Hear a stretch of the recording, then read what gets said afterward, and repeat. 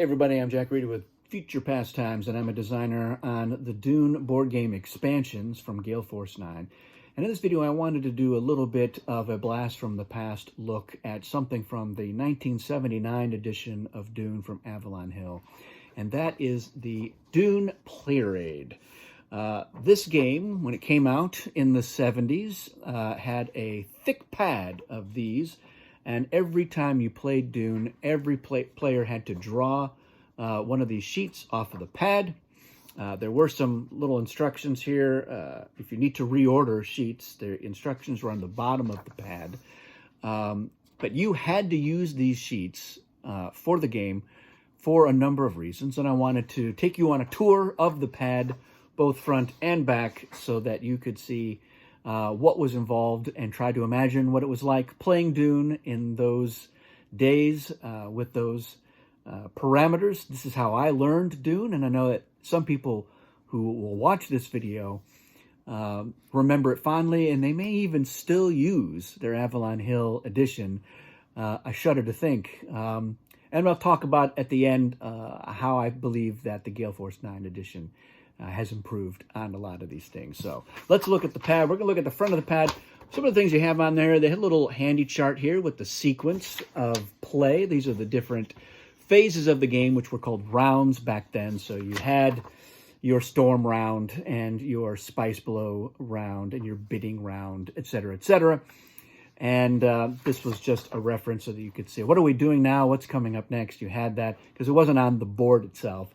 Same thing with your turn tracker. So there's a little tracker here for you to keep track of up to 15 turns. It's now at 10 with the Gale Force 9 edition, but it used to be 15, which is bananas, if you ask me.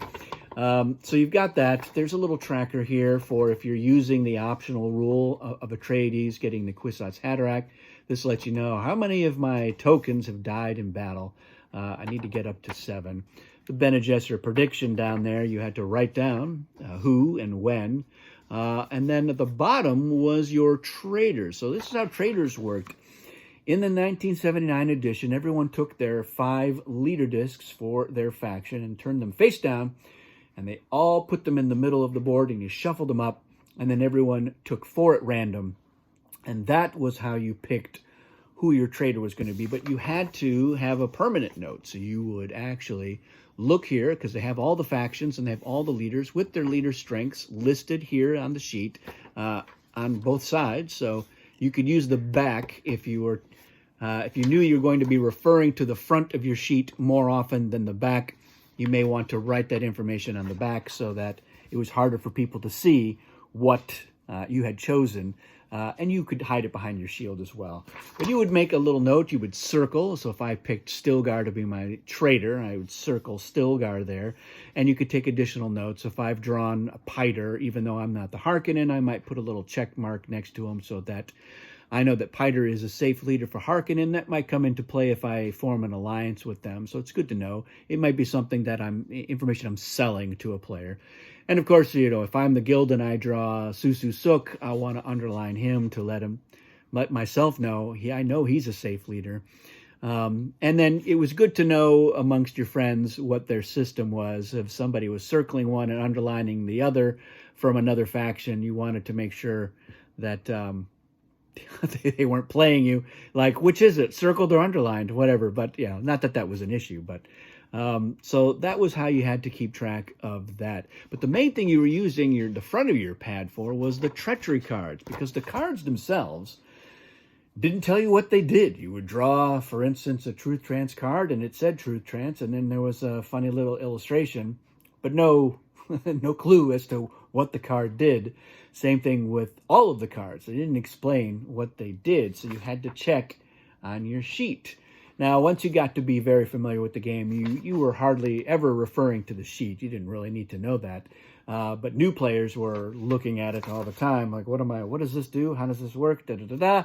And occasionally you'd have somebody who was kind of in between. They weren't brand new to it, but they weren't an expert on there. And so if you caught them reading their sheet, you knew that they were probably looking up something that doesn't come up that often, like family atomics, or perhaps what of the many things the Karama card can do. So that that was telling in its own way. A little bit silly. You did have the optional Kurama effects here, so you didn't have to look in the rule book for those. If you were playing with those optional rules, you're like, oh yes, I now that the tradies, if they have a Kurama card, they can look at an entire battle plan for a player. And then the back had a lot of repeated stuff, so it had the turn thing, the Atreides thing, your different rounds, prediction, all the trader information. So the main thing was this box, which were your optional advantages, or what we would consider the advanced advantages. So you had information like the Emperor's Sardaukar. How does that work? How does the Atreides Kwisatz Haderach effect work? The Harkonnen capturing of the leaders. The Bene Gesserit, there was too much for the sheet. They couldn't fit it on the sheet. So it just says, go look it up in the rule book. So even then, the idea of the advisors and coexistence was too complex to try to distill onto the back of your player aid. So it required a few extra paragraphs of description. So yes, so for over 40 years, coexistence has been something that not everybody can wrap their head around instantly. So that was it. That was how it was back in the 70s, trying to play and enjoy Dune. In 21st century gaming, publishers are not fans of you having to write stuff down. Go get a pencil, get a piece of paper or whatever, and jot down your prediction or check off how many of your troops have been killed. They don't go for that. It's kind of low rent, so I understand it, and I think it is better. So Gale Force 9 definitely has embraced that 21st century mentality of provide some components that make tracking things or keeping information in a more elegant way. So I appreciate that. So I would say that it's objectively clear that the Gale Force 9 edition from 2019 improves on just about everything across the board on here. For starters, you don't have to write down your prediction as the Bene Gesserit. So you have the prediction cards, which I think is a more elegant way to do that. You're picking the game turn, you're picking the faction, and then you can put the non-selected ones into the box. It's out of the way. Same thing with the Atreides. They have a little Kwisatz Haderach card that explains what it does, and a little token for you to keep track of the loss of your forces so that you know when the sleeper has awakened. The traders, I think, is an improvement. So that you have the trader deck, you're drawing the cards, you're not having to do this whole clunky, put all of your leader tokens in the middle and mix them up and pick them up. Now, the backs of those leader discs have the faction logo on there. It looks better. And then the cards have that information about the strength of the leader. It explains, summarizes how the trader call works in a battle, which is nice to have that reference there. And I know that some people, when they play Dune with just the base factions, they're choosing their one trader and they're keeping the other cards as a reference. I don't keep the cards even before we introduced the Tleilaxu to the game. You just had to remember, if you didn't choose Shout Out Mapes, just got to remember that she's a safe leader for the Fremen. But I like now that with the Tleilaxu in the game, you have to take those cards that you didn't select, return them to the deck, and those leaders maybe aren't safe. And that's my favorite part of the Tleilaxu, is that added tension to the game. So I like the trader elements there. The Treachery cards, of course, they have now the effects written on the card. And notwithstanding that there's a couple of cards where maybe the wording wasn't great and there's some consistency issues in terms of, do I get to keep this card or do I have to discard it, and that sort of thing.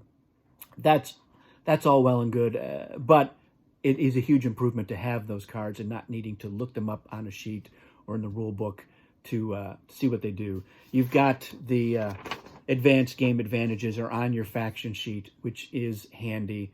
The one area where Gale Force 9, I think, did drop the ball was with your optional Kurama rules, the advanced Kurama effects. Those should have been on the sheet. so that you know without having to look in the rule book. So there isn't even like a quick reference there. You've got to find that page and look it up. And anytime somebody, especially somebody who has played Dune more than a couple of times, is like, I'm going to see the rule book real quick after I just bought this Treachery card, and I'm wondering, what is my optional advanced Karama effect for my faction? So, but like I said, just about everything else is a huge improvement. You've got the turn tracker and the phase tracker. They're on the board, so you can see that not everybody is responsible for keeping track of what turn is it. I have that it's turn 8, and like I thought it was turn 9 already. We did actually have that happen because again, 15 turns. You know, at a certain point, you know, it's been 3 hours. If you don't know what turn it is, yeah, that could be an issue. So yeah, that's it. That is the experience of using the Dune Player Aid pad, front and back. If you are familiar with this piece of history, let me know your thoughts on it. Do you miss using it? Do you still use it? Do you still just use your Avalon Hill edition of the game? Or have you joined us in the 21st century and are using the Gale Force 9? Do you think it's an improvement? Let me know the areas where you think that the Avalon Hill version is better. I'd be curious to hear about that. If you are unfamiliar with the Avalon Hill version, I advise you go check it out on Board Game Geek. It's easy to find there. Lots of great pictures. You can look over the components and try to imagine what it was like playing with it in those days. And let me know what you think of having to use the player aid, hot or not. That's it for this video. Thanks for watching. We'll see you again soon.